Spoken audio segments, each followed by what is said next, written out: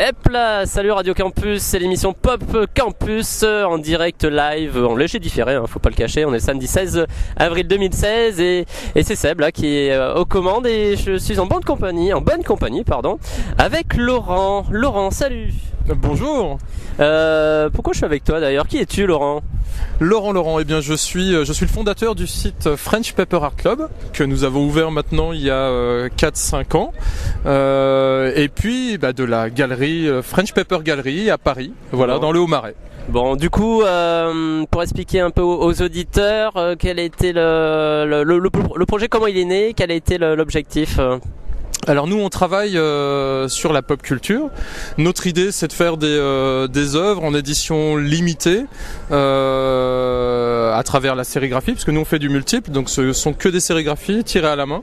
On va donc chercher des licences, on travaille avec des gens aussi différents que DC Comics, Ubisoft, on travaille aussi dans la musique.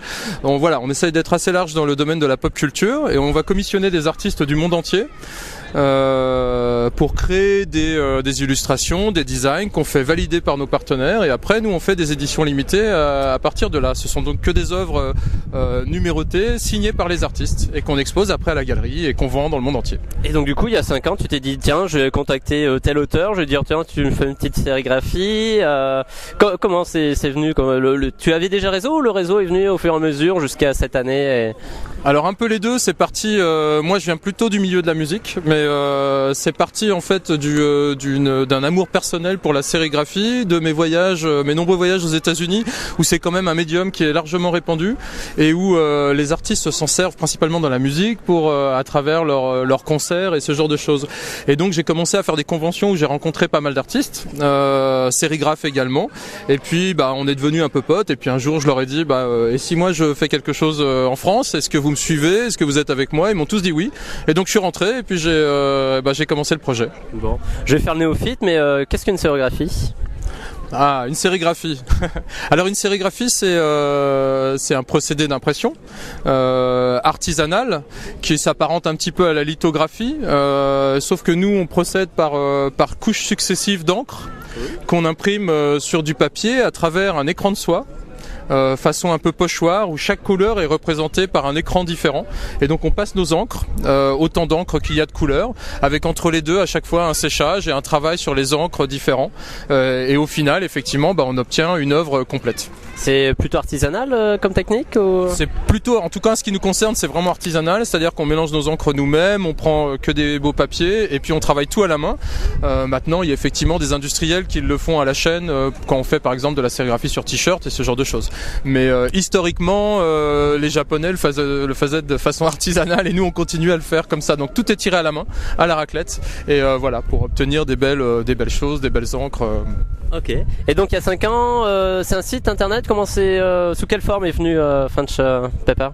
Au départ, j'ai cherché des moyens de diffusion, donc c'est vrai que la façon la plus simple, c'était d'ouvrir un site internet. Donc c'est ce qu'on a fait. Très rapidement, je me suis associé aussi avec mon ami Thomas Olivry de Geekart, avec qui donc on a pu. En fait, c'était simple. Nous, on produisait, lui, il communiquait, et puis on travaillait ensemble à la recherche d'artistes en France et à l'étranger. Donc c'est comme ça que le projet est né. Et puis, à force de produire ces sérigraphies sur internet, qui commençaient à bien se vendre. Au départ, je vendais 80-90% de la production à l'étranger, principalement aux États-Unis. Donc c'est marrant parce que les artistes américains venaient travailler chez nous et ils repartaient, les ventes repartaient là-bas. Et puis au fur et à mesure, on nous a demandé de monter des expositions à Paris et puis en France. Donc on commençait à louer des galeries pour faire tout ça. Et puis on était présent un peu sur tous ces salons divers et variés. Et jusqu'au jour où on s'est dit à force de faire une exposition par mois, on va peut-être ouvrir d'autres pop galeries. Donc on a pris ce risque, ce qu'on a fait maintenant depuis 1 an. Et ça se passe très bien parce que on est un peu il y a peu de lieux comme ça de pop culture, on va dire, dans Paris où on fait du multiple. On essaye de rester sur des prix relativement abordables parce que l'idée c'est que ça soit de donner la possibilité à tout le monde d'acquérir une œuvre d'art entre guillemets, sans prétention bien évidemment, mais donc on est sur des prix qui vont de 40 à 60, 70 euros. Donc on est sur quelque chose quand même de très raisonnable pour une édition limitée. Ouais. Voilà. Et édition limitée, c'est combien d'exemplaires? On est alors on a des petites éditions entre 20 et 50 exemplaires. En moyenne, on est plus entre 100 et 150. On peut monter sur des gros artistes à 250 pièces, mais c'est notre maximum. Voilà. Ouais. Et y a-t-il eu des ouvrages déjà édités Alors c'est en cours. Il y a plusieurs choses. Je vais révéler des petits secrets, mais il y a bien évidemment il y a Geekart qui Thomas est en train d'écrire son 3e volume. Oui, les 2 premiers ont été édités chez Gilmonin. Hein. Tout à fait. Une première édition est aussi sortie aux États-Unis. Donc là le 2e va arriver. On a donc on vient de terminer suite à notre partenariat avec DC Comics et Warner et l'année où on a fêté les 75 ans de Batman. Eh bien on vient de finir un portfolio qui pour cela une vraie collection d'art qui sortira également chez Gilmonin d'ici quelques jours. Voilà.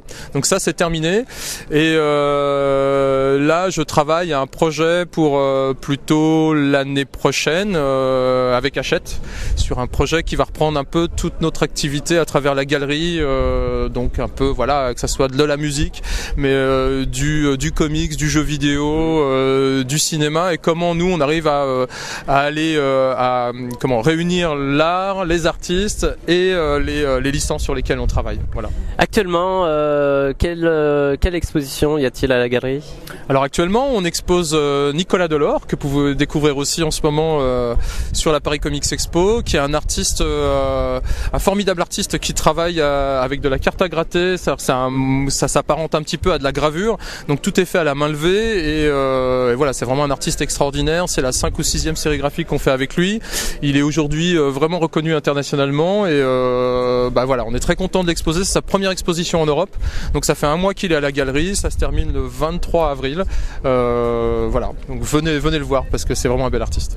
Moi j'ai plutôt un penchant on va dire pour le Japon. Est-ce que vous avez déjà travaillé avec des artistes japonais ? Alors, on a travaillé avec des artistes japonais. Moi, j'aimerais beaucoup aussi aller vers le japonais dans le sens manga et d'essayer de aller faire travailler des artistes qui ne viennent pas de là du tout, mais sur du manga. Ça m'intéresserait. Maintenant, c'est compliqué parce que les artistes japonais et les licences japonaises surtout sont relativement intouchables. C'est-à-dire que les gens veulent pas trop qu'on dénature leurs personnages ou qu'on travaille un peu autour. Donc, c'est un vrai challenge pour moi maintenant d'aller aussi vers ce pays-là et de voir de quelle façon on peut commencer à travailler. Et en même temps, on commence aussi à travailler. Là, je suis en contact avec des artistes coréens, thaïlandais. Voilà, voir de quelle façon on peut aussi. Il y a un certain artiste talentueux qui est présent. Je n'en dirai pas plus. Nous sommes en discussion, voilà. Très bien, on note. Alors, j'ai posé, on va dire une question classique. Quelle est pour toi la plus grande fierté de cette aventure French Art French Paper Art Club, c'est ça exactement. C'est exactement ça, merci. Non, j'en ai pas mal. C'est très agréable de se dire qu'on arrive à travailler avec des gens en direct, des gens de DC Comics, parce que c'est quand même assez chouette de parler de Batman tous les jours ou ce genre de choses. Voilà. Après, j'étais très content l'année dernière. On a fait une exposition officielle avec les Foo Fighters, où on a fait toutes les sérigraphies de la tournée. J'ai eu l'occasion de rencontrer les gars et de voilà, qui passent à la maison. Ça c'est plutôt chouette. Et concilier passion et boulot. Imagine. Et là, je peux vous révéler une deuxième chose, c'est que le mois prochain, on fait l'expo officielle Iggy Pop. Il y a son nouvel album qui vient d'arriver avec Joshua Homme, donc les Queens of the Stone Age. On fait l'exposition de la tournée, on aura toutes les sérigraphies et Iggy Pop sera à la galerie le 14 mai. Ah ben, voilà. Parfait. Avec hein. Joshua et le reste du groupe. D'accord. Bon, bah je suis avec Stéphane et Jocelyn. Vous avez des petites questions à poser à Laurent tant que... En fait, on parle d'artistes, etc. C'est peut-être une question bête, mais concrètement, comment ça se passe niveau sélection ? Est-ce que c'est les artistes qui viennent te voir ? Ou est-ce que c'est toi qui vas vraiment démarcher quand un style te plaît ? Comment se passe l'échange finalement ? Alors on a les deux. Je t'avoue on est pas mal démarchés. Il y a beaucoup d'artistes qui viennent nous voir. Après, c'est vrai que nous on passe notre temps. On a aujourd'hui un réseau d'à peu près une centaine d'artistes français et internationaux, mais on se complaît à vraiment aller à chaque fois aller chercher des nouveaux talents, des nouveaux. Donc on est toujours à l'affût. On regarde beaucoup ce qui se passe sur le net. On regarde ce qui se passe à l'étranger, ce que les artistes font. On va aller pêcher aussi bien dans le comics, dans l'illustration, comme à Nicolas Delors par exemple, dans la gravure. Enfin, on essaye de regarder un petit peu partout. Et puis après, on les contacte. Dès qu'on a un coup de cœur, en fait, on les contacte. Je rentre en contact avec eux. Je leur demande un essai qui m'envoie quelque chose, voir si ça les éclate de travailler sur telle ou telle licence. Et voilà. Et puis on voit après ce qui se passe. On pourrait avoir une petite idée entre le premier contact et la réalisation. Alors ça dépend vraiment des artistes, parce qu'il y a des artistes qui sont un peu très sollicités, donc ça leur demande presque un an de travail avant qu'on arrive à faire quelque chose. On a des artistes qui sont très réactifs, qui vont très vite. On travaille assez régulièrement avec Guillaume Singelin qui fait The Grocery en particulier, qui est quelqu'un que j'aime beaucoup, et lui c'est un artiste vraiment qui est, en termes de composition et de réactivité, il est formidable. On peut en une semaine faire des choses avec lui. On a eu de la chance de l'avoir il y a quelques semaines à Clermont-Ferrand à notre convention, donc ouais. C'est vraiment un bel artiste. Et donc en moyenne, je veux dire qu'il nous faut 3, 4, 5 mois pour développer un projet avec un artiste. Voilà. Entre le début de le contact et le moment où il nous remet un travail définitif avant de passer en production sérigraphique. Ouais. Et aujourd'hui, combien il y a d'œuvres au total depuis la création? Ouais. À la galerie, je dirais qu'on en a plusieurs centaines à proposer aux gens. Après, nous, dans ce qu'on a produit nous-mêmes, à travers nos licences, aujourd'hui, je pense qu'on a dû faire pas loin de entre, je dirais, 160, 170 productions. Voilà. Ah ouais. Et qui dit édition limitée, il n'y a pas de retirage du coup. Jamais. On nous le demande. Non, c'est important parce qu'on nous le demande souvent sur des éditions épuisées. Mais le but, c'est que justement les gens qui ont aujourd'hui une édition numérotée, ils peuvent, voilà, si elle cote un petit peu, c'est tant mieux pour eux. Mais donc on ne retire jamais. Voilà. Quand c'est fini, il y en a plus. Attendez la prochaine œuvre du prochain artiste voilà. Mais non, on retire pas. Ok. Bon, et dernière question avant de se remettre au chaud parce qu'on est à l'extérieur, il commence à faire un peu frisquet. Vous êtes souvent présent sur les conventions de ce type sur Paris ou en province?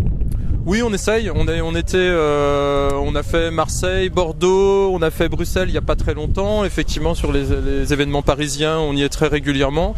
Et c'est vrai qu'aujourd'hui, on a la chance d'avoir aussi des organisateurs qui viennent vers nous et qui nous appellent pour organiser des mini-expos au sein de leur convention ou ce genre de choses. Donc oui, nous on essaye d'être assez présents en parallèle de nos expositions à la galerie. Bon. Et merci Laurent pour ce petit moment et puis on te souhaite à très bientôt. À très bientôt, avec plaisir.